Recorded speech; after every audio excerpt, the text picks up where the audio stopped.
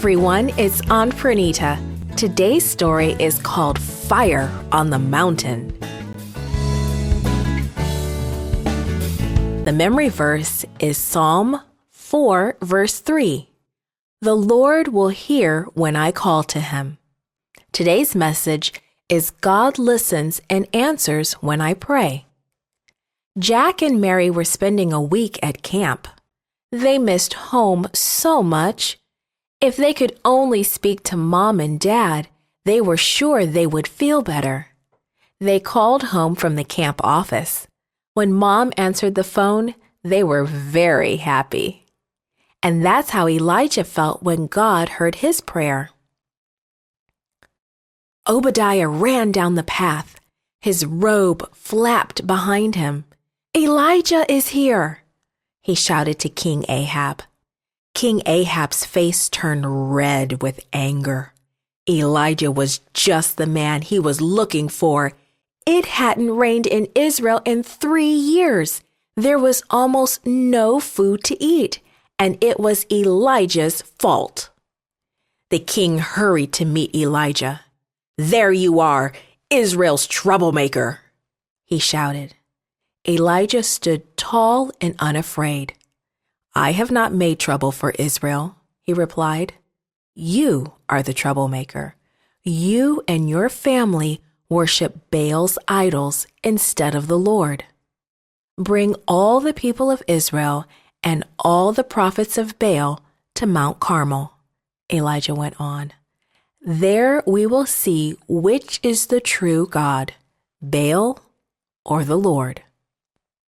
So King Ahab called all the people and all the prophets of Baal to Mount Carmel. Elijah stood before them. "The prophets of Baal will sacrifice a bull," he said. "They will put it on top of the wood on their altar, but not set fire to it. I will sacrifice a bull too, and put it on top of the wood on my altar. I will not set fire to it either. Baal's prophets will call on the name of their God. I will call on the name of the Lord. The one who answers by setting the wood on fire is the true God." All the people agreed that this was a fair test. Elijah looked at the 450 prophets. "You may go first," he said. The prophets sacrificed their bull and laid it on the altar. Then they began to pray. They called and shouted to Baal all morning, but there was no answer.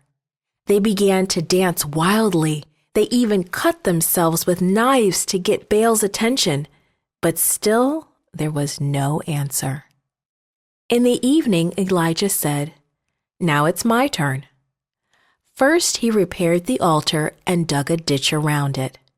Then he sacrificed his bull and laid it on top of the wood. "Fill 4 large jars with water and pour them over the offering and the wood," he directed. People rushed to do as he asked. "Do the same thing again," Elijah said. More water was poured over the altar. "Do it a 3rd time," Elijah ordered. This time the water ran all over the altar and overflowed the ditch. Then Elijah bowed his head and prayed, "O Lord, prove today that you are the God of Israel."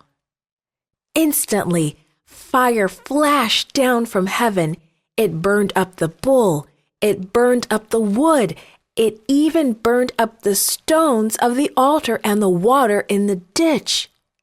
The people of Israel fell on their faces and shouted, "The Lord is God! The Lord is God!"